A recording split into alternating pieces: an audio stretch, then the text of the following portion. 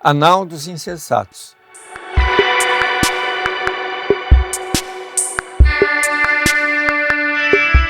Anal dos Insensatos é uma peça literária do século XV, em 16, 15 e 16, em que se criticava a postura da sociedade.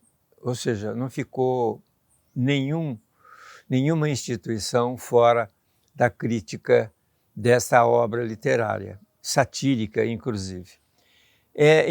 Na década de 50, 1950, o cinema americano trouxe para nós essa versão, mais uma versão da época, em que um navio sai do México transportando uma quantidade de pessoas abastadas, milionários, e espanhóis expatriados pelo período da ditadura de Franco na Espanha, saem do México e vêm para a Alemanha. Alemanha, isso por volta de 1930, ou seja, Hitler estava começando a aparecer. O regime nazista, ou seja, o partido nazista começava a tomar corpo. E na solidão do mar, no silêncio daquela planície oceânica, as pessoas começavam a se mostrar, a se desnudar. Virtudes e defeitos começavam a ser aflorados, e essa discussão vai durante toda a viagem. É interessante o filme, né? E é um pedaço, um corte do que é a vida em sociedade. Pois bem, isso me trouxe a lembrança do que aconteceu essa semana que passou, em que o Congresso Nacional vetou uma quantidade enorme de artigos do presidente do Poder Executivo, e aumentando as despesas do governo em 100 bilhões para os próximos 3 anos. Então, ali se instalou uma anal dos insensatos, que também era conhecida como anal dos loucos, porque se colocava naquela época os loucos nos navios e deixavam à deriva. Esta é a imagem que mais forte fica para mim. Estamos à deriva.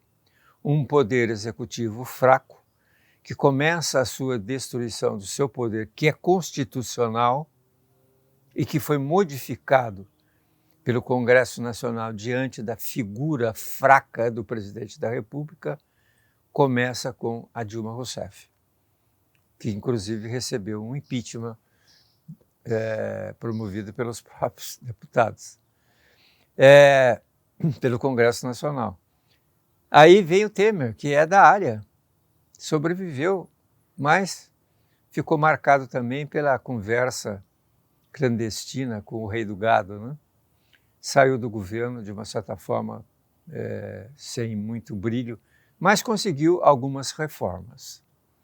Vem o Bolsonaro, sem nenhum projeto para o Brasil, sem nenhum direcionamento para as questões políticas, achando que só com o voto ele conseguiria dominar o Senado. Doce ilusão. Teve que entregar a chave do cofre ao Poder Legislativo. E assim a gente encerra um ciclo no Brasil de presidencialismo. Acabou a função do presidente, a ponto de eles conseguirem aumentar a verba, ou seja, o apoio que a Constituição e o orçamento dá aos parlamentares, de 5 bilhões para 56 bilhões. Ou seja, eles não dependem mais do Poder Executivo, não vão mais bater na porta do presidente da República pedindo verbas, estão independentes. O exemplo disso é que o próprio governo, naquela ideia de 25 anos atrás, o Lula quis criar uma frente ampla que nunca funcionou.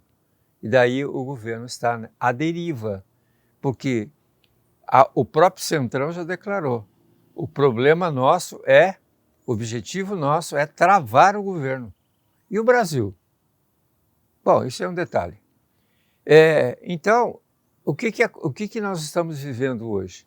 Um poder executivo totalmente fraco, um poder legislativo totalmente forte e um poder judiciário que, de uma certa forma, percebendo esse desequilíbrio de forças, se arma.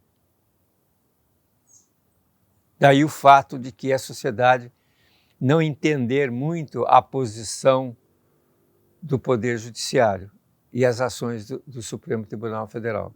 Nada mais é do que uma reação de força contra esse marasmo, contra essa nau dos insensatos que está dirigindo o país. Não vivemos um regime presidencialista, não vivemos um regime parlamentarista. Vivemos um regime em que o Poder Legislativo fica com os bônus e o Poder Executivo fica com os ônus. Então, esta é a nau dos insensatos, ou seja, estamos à deriva. E qual é a perspectiva futura? Nenhuma, porque Lula não tem projeto de governo.